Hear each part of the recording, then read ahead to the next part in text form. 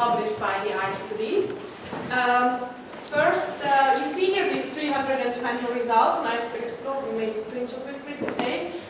Most of these are conference publications, but there are also a lot of journals and magazine articles in our database. So our goal is to increase this number with journal and magazine publications as well. And I will go and talk about today about the possibilities to publish with the IEEE Explore. Then we will go through how papers should be structured, what you should include in the different parts. And then if we have time, we will go to IEEE Explore Digital Library to run some searches, or where I would like to try to show you some examples how papers are structured and so on. So how many of you are authors? Have you published? There is 1, 2, 3, 4. Okay, so you can share also your your ideas and tips, because IEEE is a big organization. It's a non-profit organization. We have different societies, and these societies, they publish these journals and magazines, and they seems to be a little bit different. So different editorials. I met one of the editors from our journals, and he gave me some tips what to mention. But of course, different editorials, different journals, they have sometimes different guidelines as well. It's different templates, different style for citation. Okay, let's start maybe with this first question. Why do you at all have to publish, or why do you publish? And what's your goal, actually? If your paper is published, what's the reason? Or why are you doing it? What's your goal? What would you like to achieve? Just to write a paper, or would you like to really make a difference in your field? Share ideas, of course, with other peers. Your goal is to get cited for your career by other authors.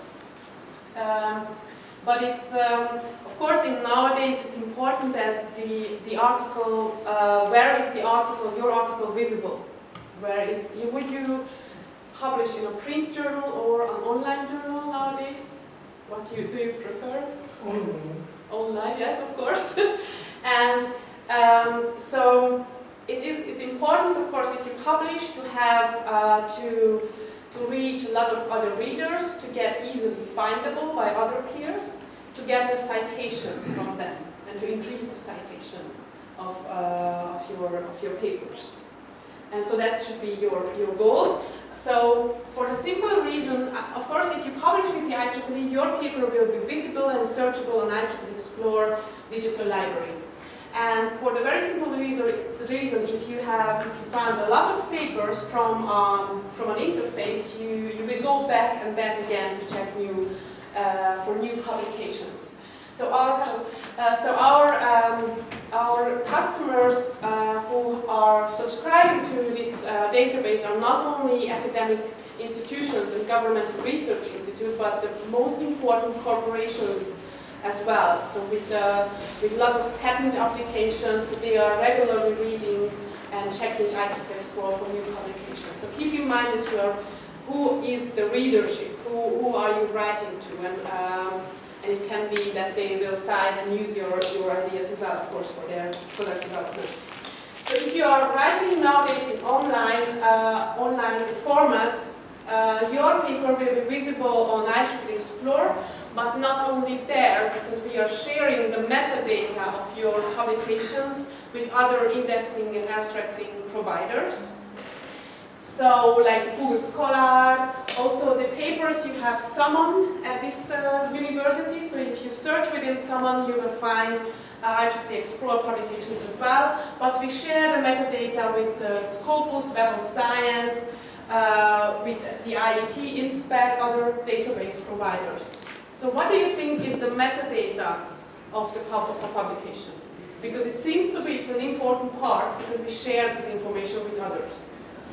This is the main... I think that it will be the data, the information that describes mainly the content of the paper, for example, the abstract.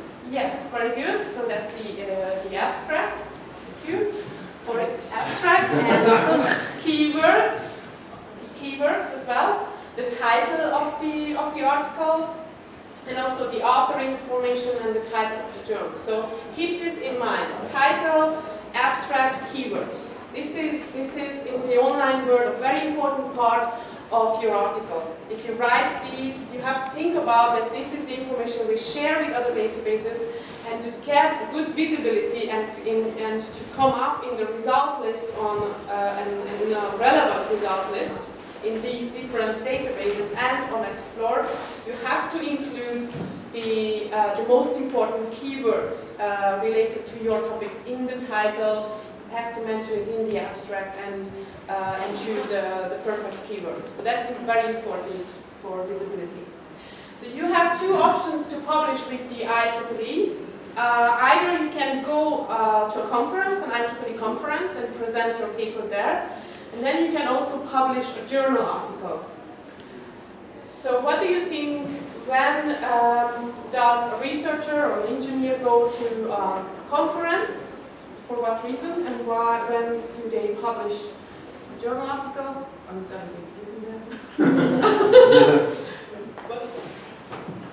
what do you think? I mean, I'm guessing for networking and conferences, yes. Probably better. Yeah, that's very good, yeah.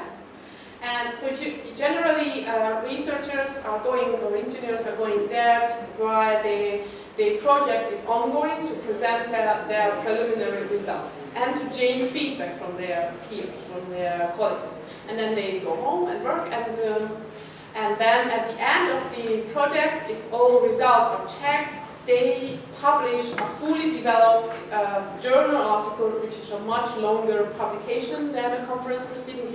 It can be 20 or 30 pages about the same project. But it's much longer, it goes much more into detail. So, and you can do the same. You can go to an IEEE conference. I will show you later where you can search for different IEEE conferences within the UK. So you can send in your abstract to a conference, present there, and then later on you can publish a journal article. Of course, you cannot just copy-paste the conference publication and make it as a journal article.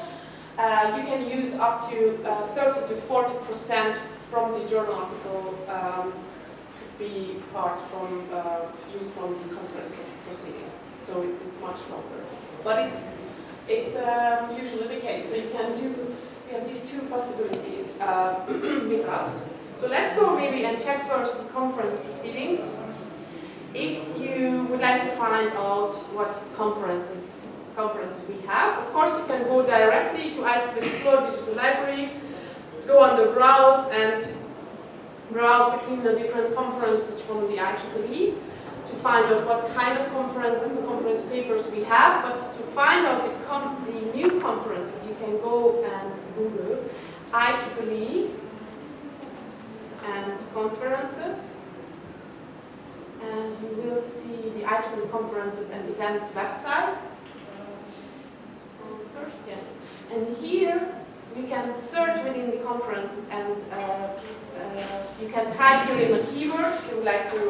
What we have, virtual reality, or something, you can type here in that keyword, or you can search and browse by country to find out what we have in the UK coming up IEEE conferences.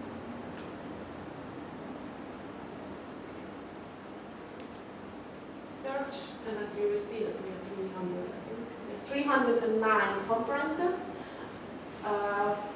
You have the possibility, and then you can see the submission deadlines, browse between them, and send your abstract first. We call for papers. So if you would like to publish a conference paper, you have to find that conference, go to the website of that conference, and this is where the submission process starts. Okay, not on IEEE Explore, but on the interface of the conference on the website. And later, after the conference is taking place, 3 to 6 months after the conference, your paper will be published in IEEE Explore Digital Library and can be cited. Okay, so that would be the first way to a conference. And if you have never published anything, that's a good way to start. Okay, so let's go now Have you ever been to an IEEE conference? Okay, have you heard about IEEE conferences? So now you know that you can search here for conferences. Is in the room any an IEEE member, maybe? Student member? Are you a member? Okay. So you know that I think members can attend conferences for a discounted price. So that's also a good way to, or you can ask the faculty to finance.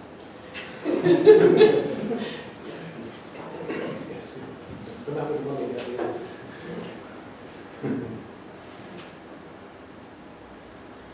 Okay, let's go now to the structure maybe first to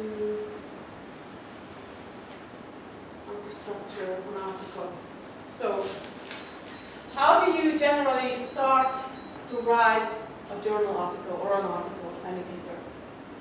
In which part, or how do you manage your time? First idea that comes into your head is you want to do.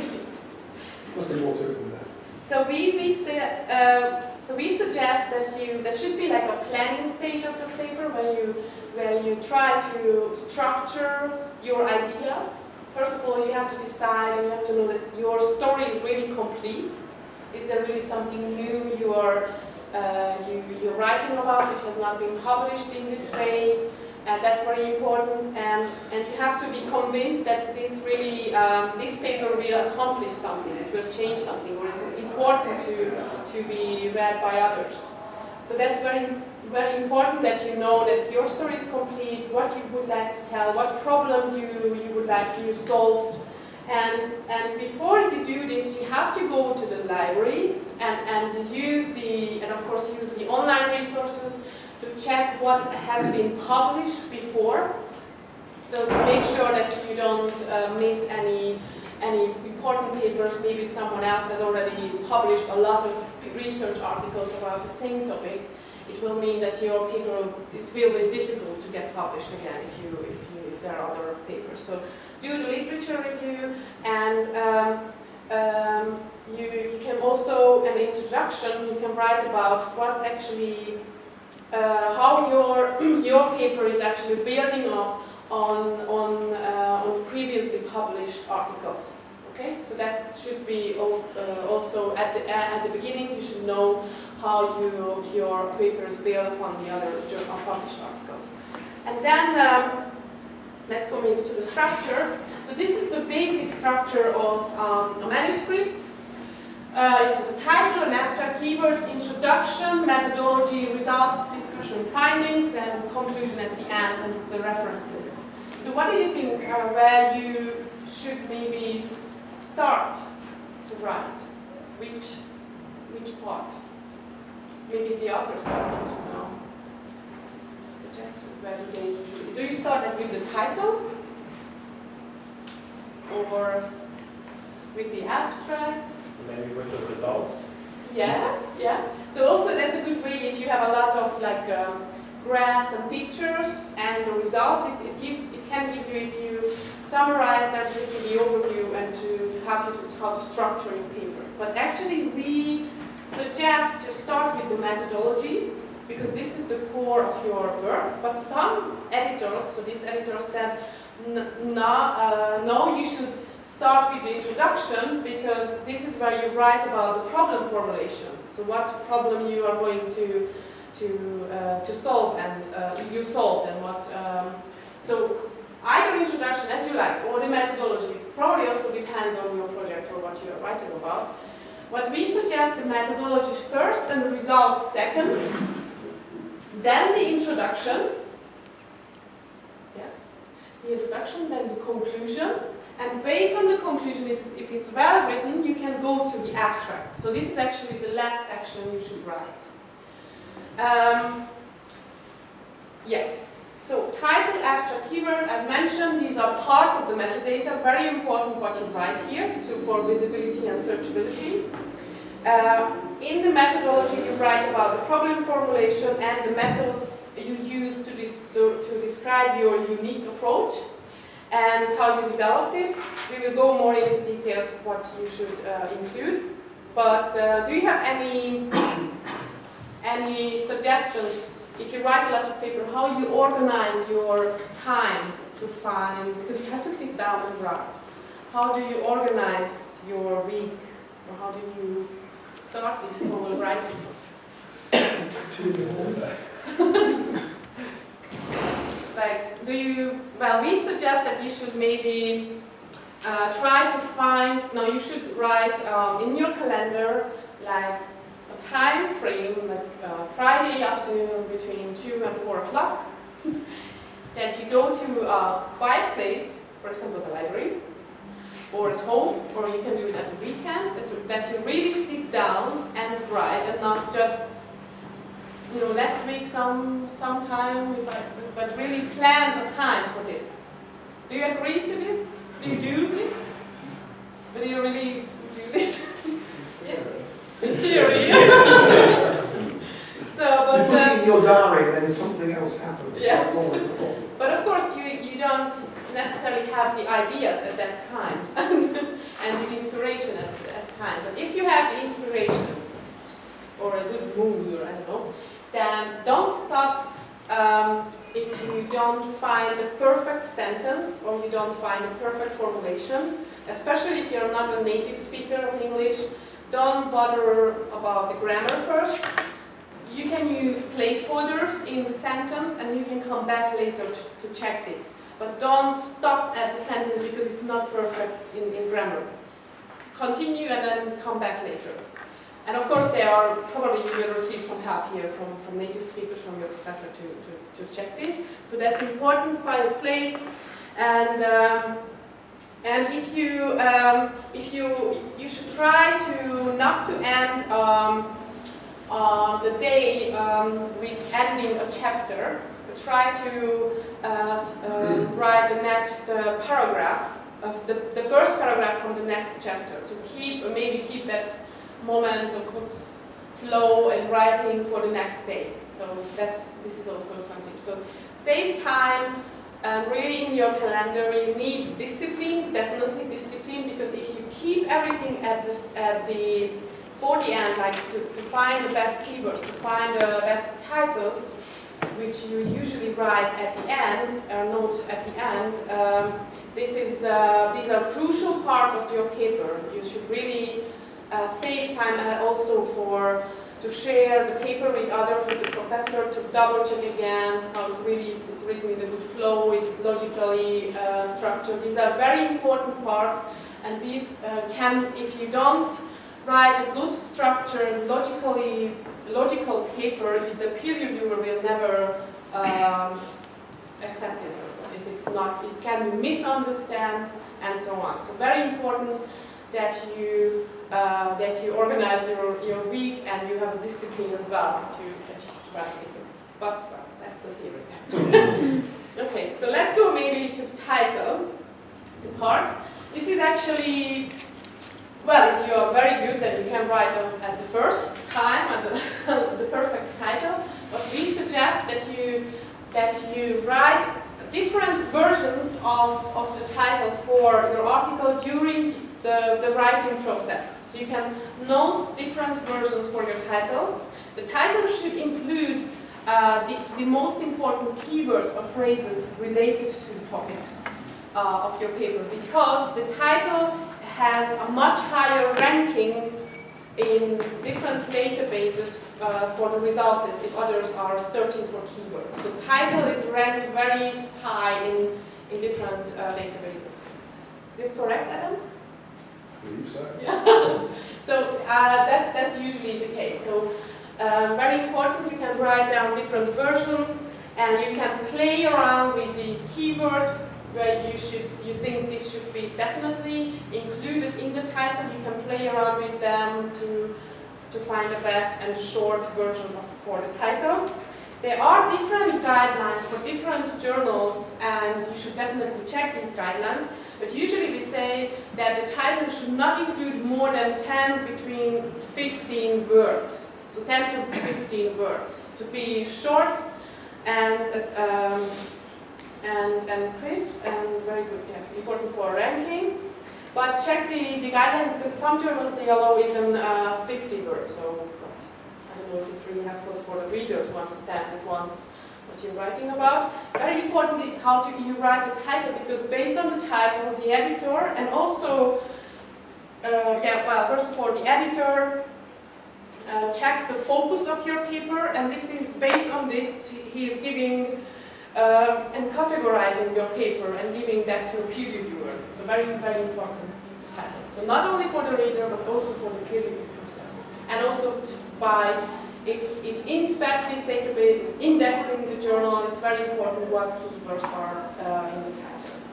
Okay, we will go to and check out some examples for titles, good and not so good titles. So the first one is, and the editor said that's a better title, it says, a human expert-based approach to electrical peak demand management. So it's very clear about the keywords, very short. The second one says, a better approach of managing environmental and energy sustainability via study of different methods of electric load forecasting. So it's not quite clear there's always a better approach and what kind of different methods. It is long, but it's definitely not clear what the title is about. Okay, so the first one is better. And if you go to the next one, you see here a shorter and a longer version of a title for approximately the same, but actually the same topics. The first one is not so bad, but it's longer. An investigation into the effects of residential air conditioning maintenance in reducing the demand for electrical energy. And the second one, which is about the same, role of air conditioning maintenance on electric power demand. So that's clearer. And it is mentioned air conditioning maintenance and electric power demand, and there is a correlation, so that's definitely enough in this case. Okay, so you can, this is what I meant, if you can write down different title versions, and at the end, before you submit the paper and you review the whole paper, you can decide for a shorter and clearer ones. But important are here the keywords. Do you agree? Residential. Yeah. It's fine. The fine point about itself. Okay. Yes. Okay. Okay, the abstract is actually the last section you write when you write your article. It is actually a condensed version of your whole article, so you touch upon the key points from the introduction, the methodology, results, and the conclusion, if you write about the abstract. So by the way, if you miss something here, I have a manuscript here. Can you pass me that manuscript? Yes. I will show the link to this manuscript, and you can download this. There's everything written there that I'm talking about. Okay, if you miss something. That's a publicly available manuscript from our website. Okay, so here in the abstract you write about why is this actually important, the problem you solve, why the reader write this is interesting, and you see here write about how does this work move the field forward, why the reader should read it, what's important, what you have achieved, and then you can also write about the results. This is what you should include in the content. It should not be more than 250 words, 250 to 300 words. And here you should also use the keywords, the most important keywords related to the article, because this is part of the metadata we are researched. How do you find the keywords? How do you find good keywords? So we suggest you should think about your article, how you would search for that article in the database. But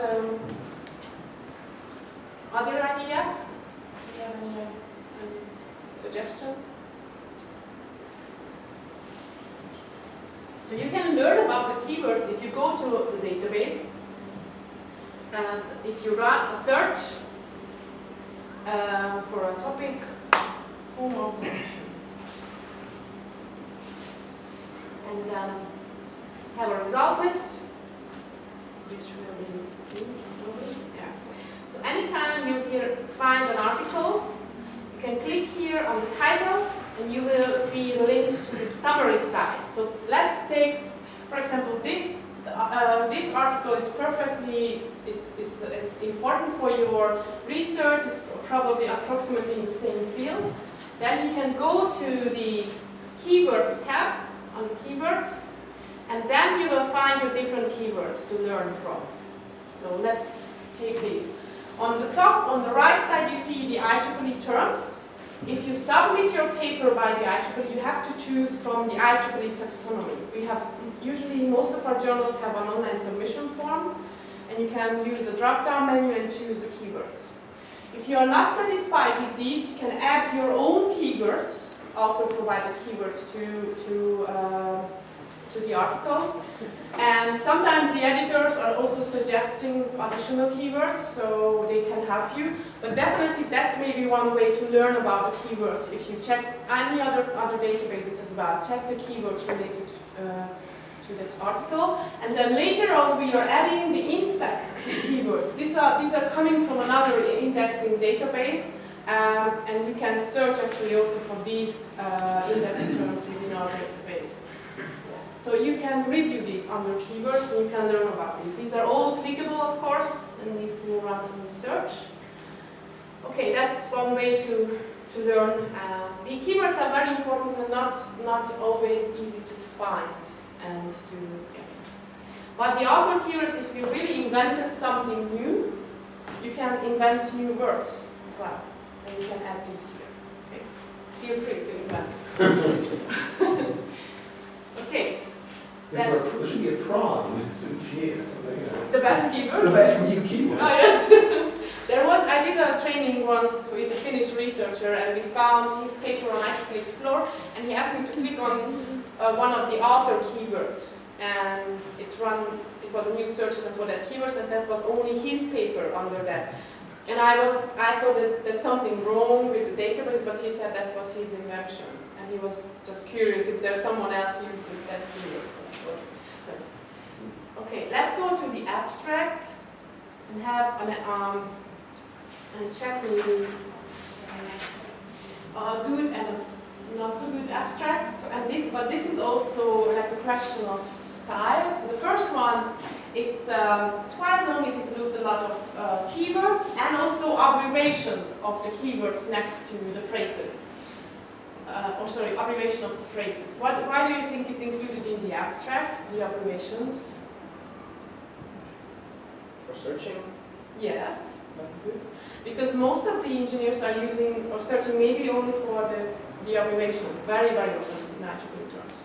So these are included in them, and of course it's already here explained what you mean in the full text under DS and DR, so you don't have to write it again, but that's one way. And the second one is maybe it's not that good because it's written in first person and present tense.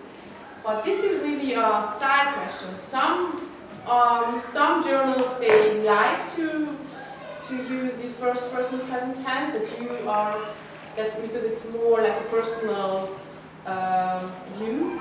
But I checked the IEEE journal where you would like to publish what kind of style is used for the abstract. Because most of IEEE articles, they like this neutral style. It has been done, or it was done, and it's written in this form. So check this. And this one is writing more about the structure, how the paper is structured in the abstract. And this is not the place to write about the structure, not in the abstract.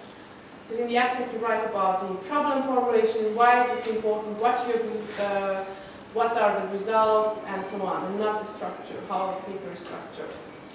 Okay? Okay, then the keywords, we mentioned the keywords, these are very important for searchability and visibility, and you can think about how you would search for your own article. Let's go maybe now to the introduction, which is the first part of the paper. Here you write about why is actually you write what you're doing is a new and important problem. So you have to answer this question in the introduction. What has been done before? what has been done before. How do you know about what has been done before? You have to go to the libraries and use the literature reviews and so on. You have to really show here that you've done your homework, you know the most important and most current information in your field, and you have to cite here this information. So one of our editors, he said, he looks that the reference list is from the last 5 years, but it depends really on the journal. Use the most current information to cite. Okay, last 5 years. And then you write about how does your research bring significant and new understanding to the field. So what's new? And if you have an earlier version, if you already you've written an article about the same topics, but you would like to publish about the project again, you have to mention that you have published a journal or a conference conference paper about this, but what new you are adding here. So you have to write about this in the introduction. What new and how does the current study and the current paper build upon your previous work? So make this the connection between them, because you cannot just publish the same article at different publisher listed. Okay. And by the way, if you submit the paper to the IEEE, it will be checked via the software called iAuthenticator. It will be checked if there is an overlap with already published articles. So there is a software behind, and every submitted paper will be checked. So the editor said he's really looking in for his paper, but that was about power and energy, but that's an example. So he's looking for if there is more than 5% overlap with his paper from the same journal, from the same journal, more than 5%, then he will definitely be worried. And also if there is 20–30% overlap with other journals with other papers from other journals. So it's definitely, there is a technology behind it, it will be checked. To avoid plagiarism as well, and also self-plagiarism, that's also plagiarism.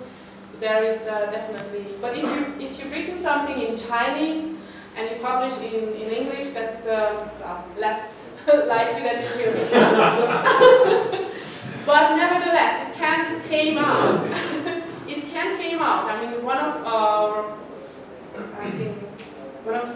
I'm from Hungary, and one of the previous presidents, he published, translated in his PhD dissertation, it was a translation from a Bulgarian researcher into English or into Hungarian. So it always comes out. This is what the editor said, always. And then if it happens, it's really, really bad, because you're for your career, and you will be on like a banned author list, like a blacklist. Can you imagine? And he said also, if something happens, I mean, if the paper got published, they will keep the paper on IEEE Explorer, but they will make a big note that it was plagiarism, and your name will be there for the rest of it. Okay, that's enough about it. So, we've got some examples of that. Because I can remember running a session with mathematicians at a previous job, yeah. and on MathSciNet, it was a superb example of just that. This paper was substantially plagiarised from the following 3 articles, and therefore has been redacted, and they cancelled the abstract and everything. But it was lovely to have